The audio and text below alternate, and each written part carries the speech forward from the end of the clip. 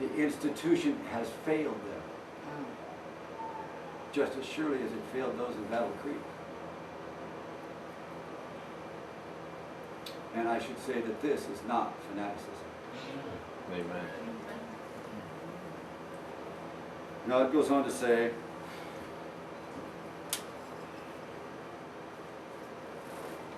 but he forsook the counsel of the old men which had been given him, and consulted with the young men that were grown up with him, and which stood before him. And he said unto them, what counsel give ye that ye may answer this people, who have spoken to me, saying, make the yoke which thy father did put on us lighter? And the young men that were grown up with him spake unto him, saying, thus thou shalt speak unto this people that spake unto thee, saying, thy father made our yoke heavy, but make thou it lighter unto us. Thus shalt thou say unto them, my little finger shall be thicker than my father's loins. They were going to get it 10, 20 times worse than Solomon gets it to them. Now, this spirit, brought on by tribal jealousies, the spirit of rebellion, which is the sin of witchcraft, brings about these conditions. If you translate that down here, when they reject the one who came and his own received him not, you get some inkling what took place in Jerusalem in 31 AD. It's the legitimate and direct result of this rebellion under the 10 tribes. Without that rebellion, they would have never rejected Jesus. Did you know that? The legitimate result of what we see, to find Ellen White says you have to go to the cause if you want to cure a disease. You have to know what's caused it. And it's the sin of rebellion. It's the same sin that began in heaven. It's the sin that brought this world down in the fall of our first parents, Adam and Eve. It's that spirit that says that me first. The heck with you. Watus is number one. And the people finally cried out, we have no king but Caesar. Crucify him. Crucify him. And let his blood be on us and on our children. This is the legitimate result of what we see in Jeroboam.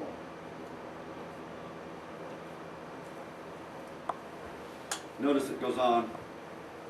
Verse 15, wherefore the king hearkened not unto the people, for the cause was from the Lord, that he might perform his saying, which the Lord spake by Ahijah the Shilonite unto Jeroboam the son of Nebat, that he would rend the kingdom. That's what he told him. So when all Israel saw that the king hearkened not unto them, the people answered the king, saying, what portion have we in David? Right here, when they said we have no king but Caesar, they're saying the same identical thing. What portion have we with Jesus? Crucify him. And so that's going to be on the Sunday law also? That's right. That's right. That's exactly the issue. Right. So when all Israel saw that the king hearkened not unto them, the people answered the king, saying, what portion have we in David? Neither have we inheritance in the son of Jesse. To your tents, O Israel, now see to thine own house, David. Do you see the selfishness here? So Israel departed unto their own tents. Now, once they depart to their own tents, notice what transpires in verse 26. Jeroboam has a difficulty. He's been very successful in his rebellion.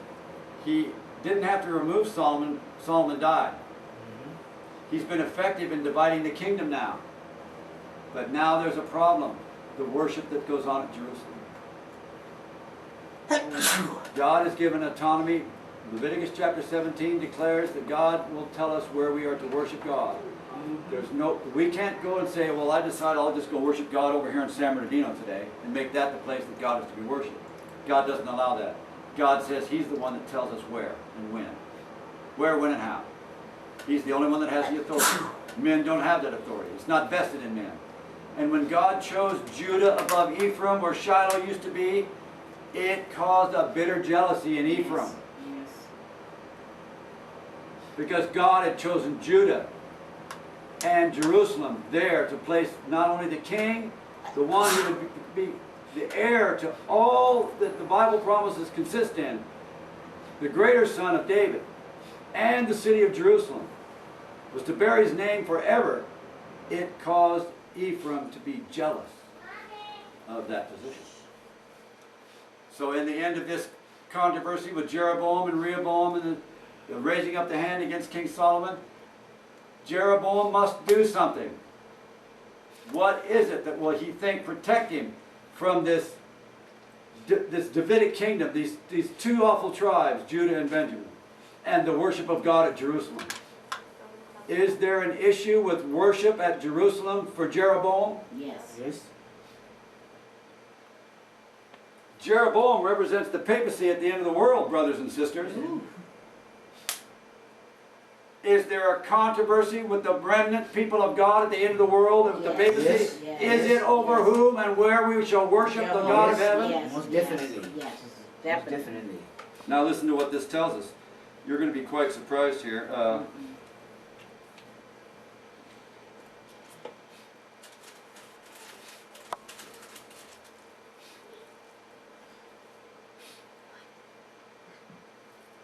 Let me find something real quick. Let's.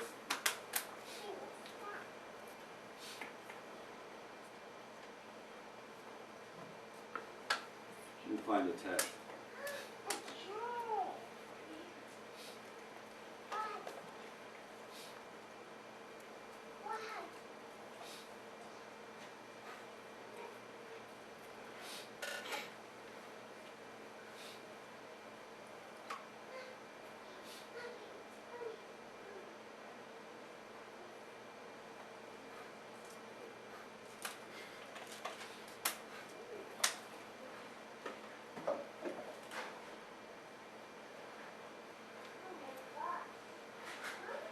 There's a text here. Let me get my Bible commentary just a minute.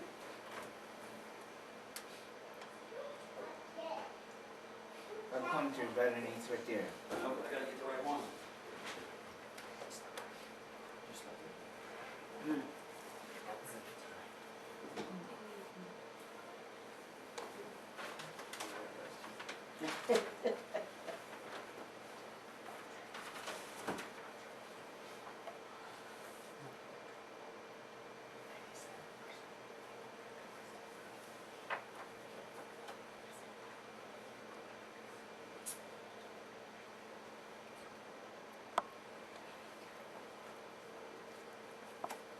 Which commentary is it?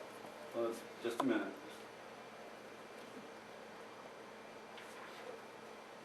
Here it is, verse 32, chapter 12. Okay. All right, now we're ready. This is where I was trying to take us last week. You're going to love this. Notice what we're going to get to here. We're going to read on now. Jeroboam has this problem, and what he's going to do is he's going to erect the two golden calves at Yes. Dan and at Bethel. Right. Notice what it says, verse 25. Then Jeroboam built Shechem in Mount Ephraim, and dwelt therein, and went out from thence and built Phanuel. And Jeroboam said in his heart, now shall the kingdom return to the house of David. Right here, let me ask you a question. At the end of the world, is something happening that returns the people to the house of David? What does David's house in Jerusalem represent? It represents the heavenly Jerusalem, right? Mm-hmm. So there's going to be returning to the true worship of God somewhere along the way, and Jeroboam recognizes this. And he's got to do something to prevent it. He's got to put a stop to this. Because if he doesn't put a stop to this, he knows that it's going to be the end of his kingdom. Now the Bible is replete in prophetic history about the end of kingdoms connected with this problem about worship. Did Daniel understand this Yeah. on the plain of Dura? Yes. Yes, he did. It's Seventh-day Adventists who really don't quite grasp what it means to understand. The books of 1st and 2nd Kings and 1st and 2nd Chronicles are not just boredom to fill space in Holy Writ, but they're a testimony by the God of heaven of what's going to take place at the end of the world, because there's nothing new under the sun. And in a minute you're going to see just exactly what takes place. It took place in the days of Jeroboam, and it's taking place now as we even speak. Notice what it says. Then Jeroboam built Shechem and Mount Ephraim and dwelt therein, and went out from thence and built Penuel. And Jeroboam said in his heart, now shall the kingdom return to the house of David. If this people go up to do sacrifice in the house of the Lord at Jerusalem, if they go up to Jerusalem to do sacrifice, to worship, then shall the heart of this people turn again unto their Lord, even unto Rehoboam king of Judah. And they shall kill me and go again to Rehoboam king of Judah. Excuse me.